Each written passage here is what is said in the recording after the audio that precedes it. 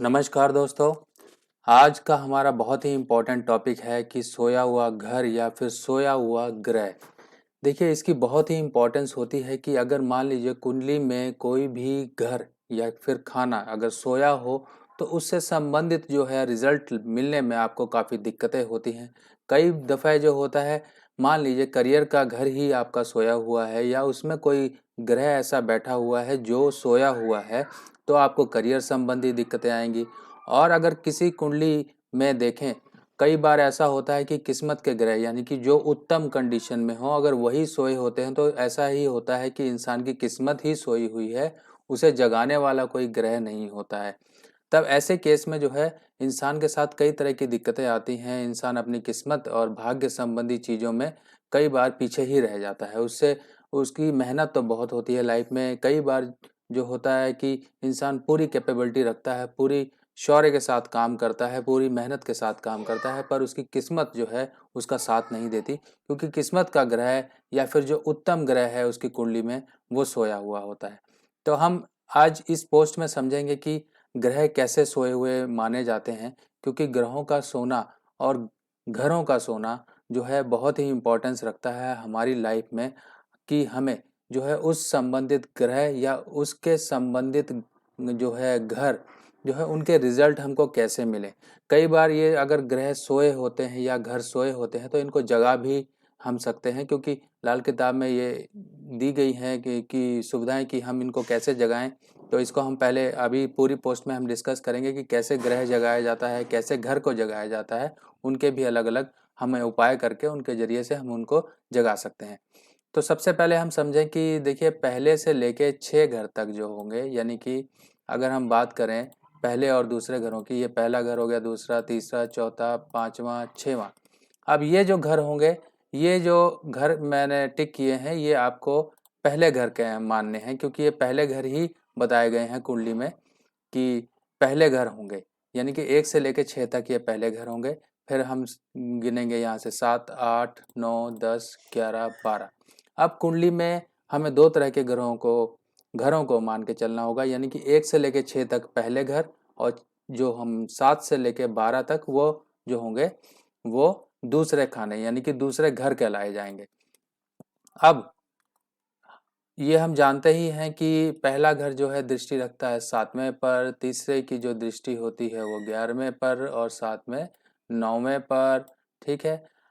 चौथे की दृष्टि होती है 7वें पर, छठे की दृष्टि होती है 12वें पर, दूसरे की दृष्टि होती है छठे पर, और 8वें की उलट दृष्टि होती है दूसरे पर। तो इन दृष्टियों को हमें समझ के चलना है। 5वें की दृष्टि होती है 9वें पर, ठीक है। ये एक मैं एग्जांपल बता रहा हूँ आपको, ताकि ये समझने में आसानी हो जाए कि मैं कैसे पहले घरों के और बाद के घरों की जो यहाँ पे बात कर रहा हूँ, ठीक है। अब जो है पहले घर, यानी कि पहले घर जो होंगे वो बाद के घरों पर दृष्टि रखेंगे। कि मान लीजिए तीसरे घर से कोई ग्रह है, वो खाना नंबर 5 के ग्रहों को देखेगा और खाना नंबर 9 के ग्रहों को देखेगा। अब इसी केस में जो है आपको मान के चलना है और समझना है कि मान लीजिए कि खाना नंबर 3 में ही जो है खाना नंबर 3 में मान लीजिए मंगल बैठे हैं यहाँ पे, और खाना नंबर 11 और खाना नंबर 9 दोनों ही खाली हैं। तब इस केस में क्या होगा, यानी कि इस केस में ये होगा, खाना नंबर 3 तो जागता होगा, क्योंकि लाल किताब के उसूलों के हिसाब से ये कहा गया है जिस खाना में कोई भी ग्रह बैठा हो तो वो जागता गिना जाएगा।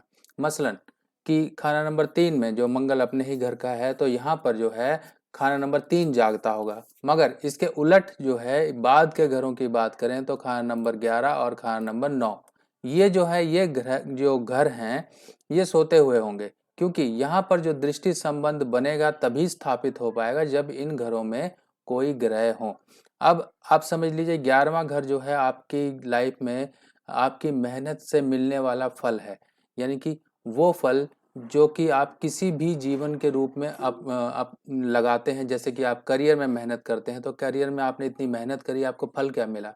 क्या आपकी प्रमोशन हुई? क्या आपको कोई अच्छी स्टेटस या अच्छा रोल, या फिर जो है आपकी मेहनत को कोई अच्छा रूप मिला? क्या आपकी मेहनत को कोई इम्पोर्टेंस मिल रही है? क्या आपकी सक्सेस हो रही है? क्या आपको बिजनेस में आप इतनी मेहनत कर रहे हो, आपको जो है पैसा मिल रहा है उस मेहनत के संबंध से?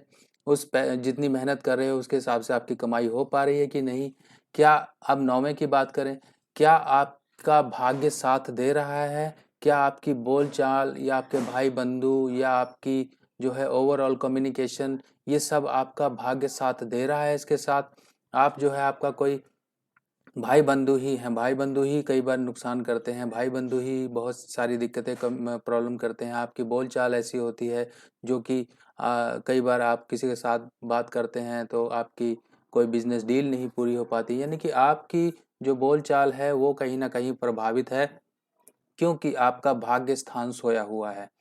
अब हमें इन चीज़ों को समझ के चलना है कि ये सब चीज़ें सोई हुई हैं। मान लीजिए अब ग्रह जो ग्रह सोए हुए हैं, अब ग्रहों को यानी कि घरों को जो हम बात करें कि ये घर हो गए, मान लीजिए इसको हम दूसरे तरीके से समझ लेते हैं कि मान लीजिए ये घर हो गए, ठीक है। अब जरूरी तो नहीं कि ये सारे के सारे घरों में जो है कोई ना कोई प्लेनेट बैठा हो, कोई ना कोई ग्रह बैठा हो, नहीं, चाहे वो घर खाली हो मगर उस घर पर जो है उस ग्रह का असर जरूर आता होगा जो उस घर का पक्का मालिक है।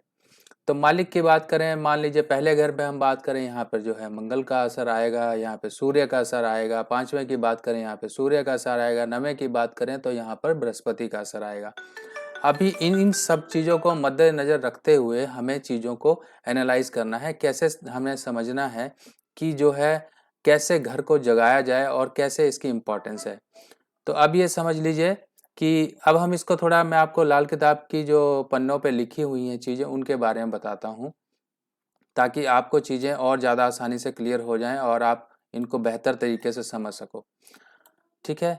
तो यहाँ पे समझिए, अब ये देखिए सोया हुआ घर, सोया हुआ घर यहाँ लिखा हुआ है जी।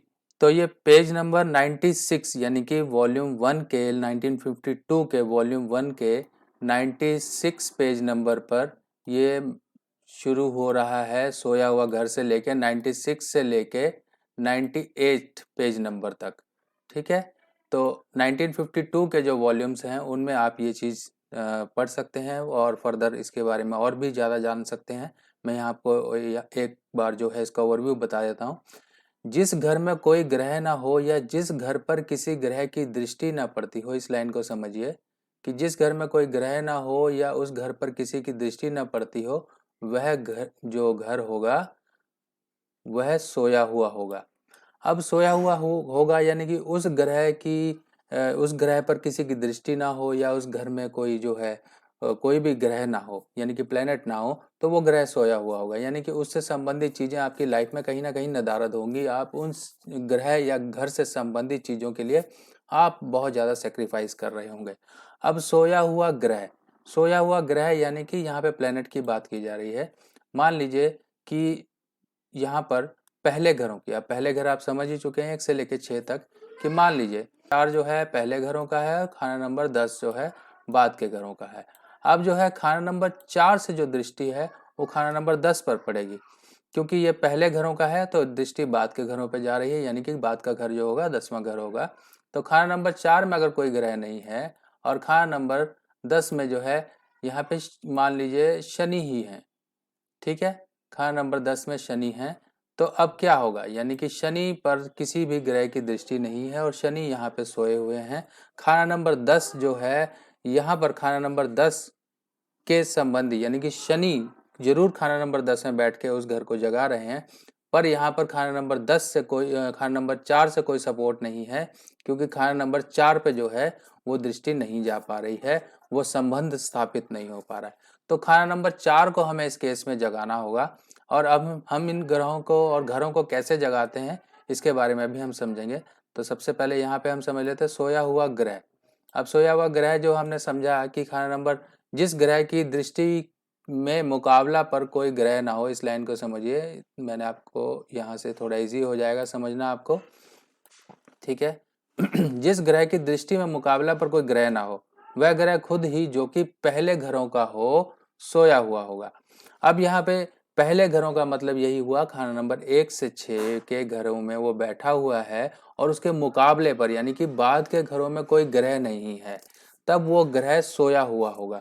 तब इस केस में जो है हमें बाद के घरों में कोई ना कोई ग्रह को स्थापित करके उस ग्रह की एनर्जी को जनरेट करना होगा, ताकि पहले घर के और बाद के घर के दो ग्रहों के बीच में संबंध स्थापित हो सके और दोनों घर जो है अपने रिजल्ट आपकी लाइफ में दे सके।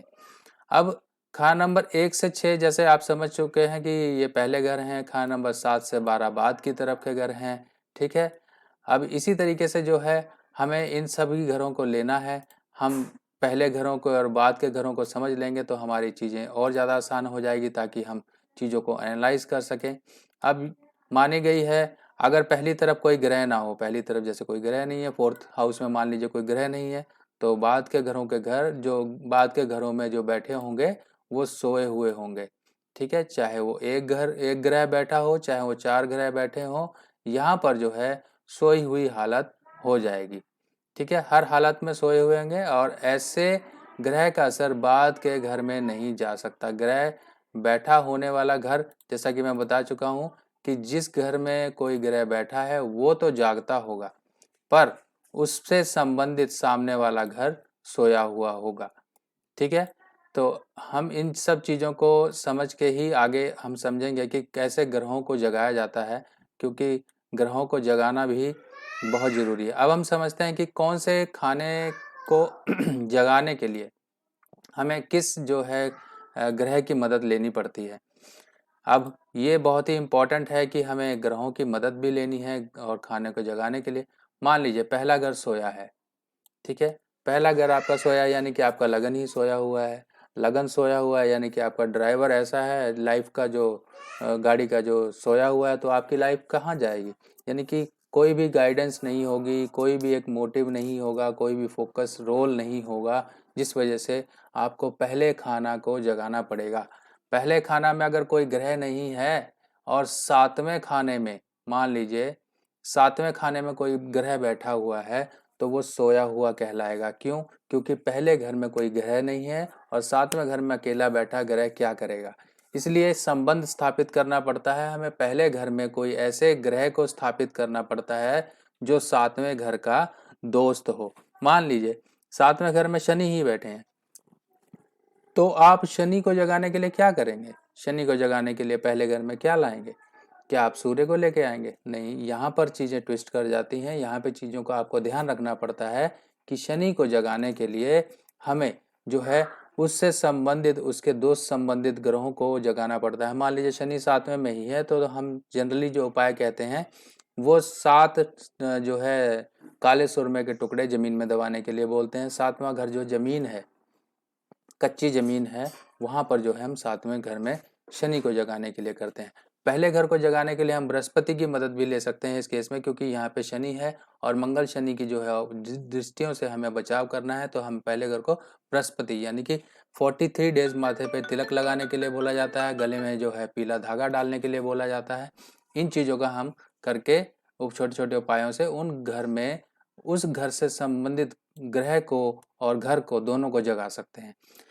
अब खाना नंबर 2 यानी कि आपका धन स्थान, आपका जो है ससुराल वगैरह, ये सब चीज़ों को आपने जगाना है। मान लीजिए फाइनेंशियल प्रॉब्लम्स ही हैं और मान लीजिए खाना नंबर 8 में कोई ऐसा ग्रह है जो खाना नंबर 2 में आपकी मान लीजिए खाना नंबर 2 खाली है और खाना नंबर 8 में ही बृहस्पति है, तब खाना नंबर 2 से हमको सपोर्ट लेनी पड़ती है, उसको जगाना पड़ता है। उसको जगाने के लिए हमें बृहस्पति से संबंधित चीज़ों को खाना नंबर 2 यानी कि धर्म स्थान में पहुंचाना पड़ता है। तब खाना नंबर 2 को जगाने के लिए हम चंद्रमा की मदद लेते हैं, यानी कि चंद्र की चीज़ें जैसे चावल, दूध, इंच, चांदी या फिर जो है मोती वगैरह हम धर्म स्थान में 43 डेज लगातार चढ़ाते हैं, तब वो ग्रह वहाँ पे स्थापित माना जाता है। खाना नंबर 3 जो है बुध की पालना करके हम बुध संबंधी चीज़ें जो है इस डायरेक्शन में, यानी कि अब जैसे कि मैं आपको पहले पोस्ट बता चुका हूँ कि डायरेक्शन क्या होती हैं, डायरेक्शन के हिसाब से भी हम समझ लेते हैं। डायरेक्शन जो मैंने अपनी पिछली पोस्ट में बताई हैं, उन डायरेक्शन को अगर हम समझेंगे तो डायरेक्शन के हिसाब से भी हम चीज़ें जो है अलग अलग दिशाओं में हम जो है पहुंचा सकते हैं। डायरेक्शन ये देखिए, पहले घर की डायरेक्शन क्या है, दूसरे घर की डायरेक्शन क्या है। पहले घर की जो है ईस्ट डायरेक्शन है, यानी कि पूर्व डायरेक्शन है। दूसरे घर की नॉर्थ ईस्ट डायरेक्शन है, उत्तर पूर्व। तीसरे घर की दक्षिण है, चौथे की नॉर्थ ईस्ट है, और जो है 5वें की पूर्व दीवार है। ये आप चाहे तो स्क्रीनशॉट ले लीजिए, ये सारी डायरेक्शंस हैं। ये डायरेक्शंस के हिसाब से भी हम चीज़ें आगे प्रोसीड करते हैं, यानी कि उस डायरेक्शन में हम उस ग्रह से संबंधित चीज़ों को प्लेस करते हैं। कि मान लीजिए 5वें घर में हमें सूर्य का असर ही लेना है, तो यहाँ पे सूर्य की चीज़ें क्या हो गई, सूर्य की चीज़ें बाजरा हो गई, शिलाजीत हो गई, गेहूं हो गए, तांबे के सिक्के हो गए। इन सिक्कों को हम पूर्व दिशा में, पूर्व की दीवार की तरफ जो है हम इनको स्थापित करते हैं। मान लीजिए पहले घर में शनि ही आ गया, किसी के शनि पहले घर में बैठा हुआ है, शनि यहाँ पे नीच होगा तब हम शनि के केस में क्या करेंगे, हम जो है पूर्व की दीवार पर सूर्य को स्थापित करेंगे, क्योंकि पहला घर सूर्य के स्वामित्व में आता है, सूर्य के प्रभाव में आता है। तब हम यहाँ पर जो है शनि की जो खराब अवस्था है, पहले घर को जो खराब कर रहा है, नीच कर रहा है, उसको सुधारने के लिए सूर्य की मदद लेते हैं, जिससे कि लाल मिट्टी का बंदर पूर्व दिशा की तरफ रखने के लिए बोला जाता है। अब खाना नंबर 6 में खाना नंबर 6 पे हम पहुँचे। खाना नंबर 6 की अगर हम बात करें, खाना नंबर 6 से राहु अगर है, राहु से जगाया जाता है। राहु संबंधी चीज़ें जैसे सिक्का वगैरह, ये सब चीज़ें हम कई बार जो है तालाब या कुएं में डालने के लिए बोलते हैं, क्योंकि पाताल में चीज़ें पहुंचानी है, और कुआं जो होता है खड़ा पानी होता है, और उसमें जो है हम राहु संबंधी चीज़ों का जो दान वगैरह, मतलब जो हम कहते हैं कि पानी में जल प्रवाह करके आओ या फिर जो है कुएं में डाल कर आओ, ये 43 दिन लगातार किसी भी ग्रह के उपाय को आप करेंगे तो वो ग्रह वहाँ पे स्थापित होगा और उस ग्रह की संबंधित चीज़ों को वो जगाएगा। अब खाना नंबर 7 जो होगा, शुक्र से जागेगा। शुक्र कैसे जागेगा, शुक्र को जगाने के लिए शुक्र से संबंधित चीज़ें, या तो आप घर में गाय ले आओ, या तो आप नौकरानी रख लीजिए, या फिर आप जो है शुक्र संबंधित चीज़ें, शुक्र गाय को अपनी खुराक का हिस्सा देना शुरू कर दीजिए। ये सब चीज़ें आप करेंगे तब यहाँ पर खाना नंबर 7 से शुक्र का असर स्थापित होगा। खाना नंबर 8 जो होगा, चंद्रमा से एक्टिवेट होगा। चंद्रमा को एक्टिवेट करने के लिए आप क्या कर सकते हैं, चंद्रमा को एक्टिवेट करने के लिए शमशान का पानी ला के उसमें चांदी का चौकोर टुकड़ा डाल के, चौरस टुकड़ा डाल के, या फिर अपनी माता से चावल वगैरह जो है चांदी की डिब्बी में मोती वगैरह ये सब चीज़ें लेके चंद्रमा से संबंधित चीज़ों को आप स्थापित करके एक साथ रख लीजिए, तब यहाँ पर जो होगा आपका चंद्र स्थापित होगा। खाना नंबर 9 यानी कि जो बृहस्पति से जागेगा, और बृहस्पति को यहाँ पर स्थापित करना होता है। बृहस्पति को स्थापित करने के लिए आपको 43 डेज जो है, यानी कि खाना नंबर 9 की चीज़ें जो होंगी आपके शरीर से संबंधित होंगी, यानी कि जो कुछ हम शरीर में डालेंगे वो खाना नंबर 9 पे ही गिना जाएगा। उसके लिए जो होगा, आप 43 डेज जो है माथे पे तिलक लगाइए, और जो है गले में चांदी सोने की चेन पहन के रखिए। जितना ज़्यादा सोना पहनेंगे और बड़े बुजुर्गों का आशीर्वाद लेंगे, रिलीजियस धार्मिक किताबों का दान करेंगे, ये सब कुछ करेंगे, तब आपका जो है बृहस्पति स्थापित होगा। अब खाना नंबर 10 की बात करें, खाना नंबर 10 को हम समझेंगे।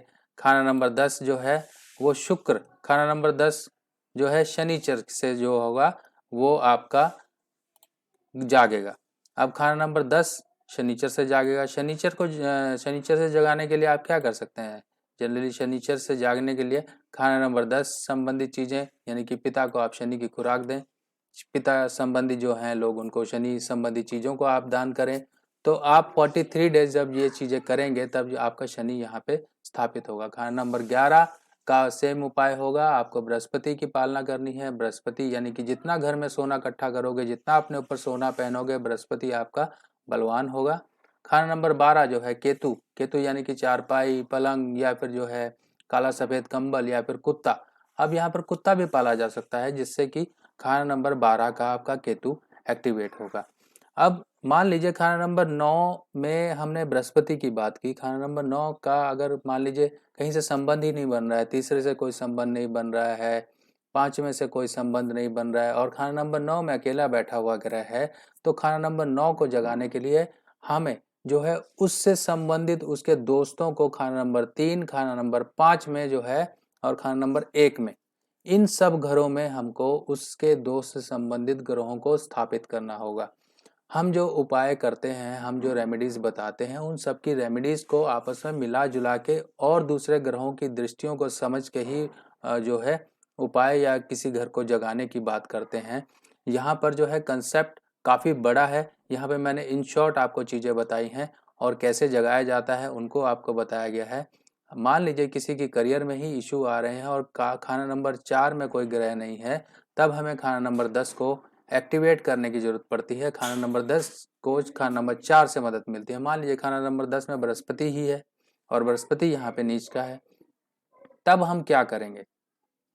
इस केस में सिंपली ये होता है, खाना नंबर 4 यानी कि दरिया या फिर जो नहर या फिर झील या फिर जो है नदी, इनमें जो है हम बृहस्पति के दोस्त यानी कि सूर्य, चंद्रमा, मंगल, इन संबंधित चीजों को हम जल प्रवाह करवाते हैं, ताकि जो है चौथे घर से 10वें घर को सपोर्ट मिल सके। यानी कि चौथा घर जो आपका मानसिक शांति, आपकी माता का घर है, वहां से एक सपोर्ट मिले, ताकि जो 10वें बैठे बृहस्पति नीच अवस्था के हैं वो खाने को सपोर्ट मिले। तो इसी केस में हम ऐसे ही चीज़ों को एनालाइज करके थोड़ा सा अपनी दिमाग और अपनी बुद्धि लगा के हम चीज़ों को सही जगह प्लेसमेंट देते हैं, ताकि वो खाना किसी उपाय के जरिए जाग सके। तो दोस्तों, आई होप आप लोगों को ये पोस्ट में कुछ ना कुछ इन्फॉर्मेशन मिली होगी जो आपके काम आएगी, जो आपके सोए हुए ग्रहों को कैसे जगाना है उससे संबंधित इन्फॉर्मेशन आपको मिली होगी। बाकी नेक्स्ट पोस्ट में फिर मिलेंगे, तब तक के लिए मुझे आगे दीजिए। नमस्कार।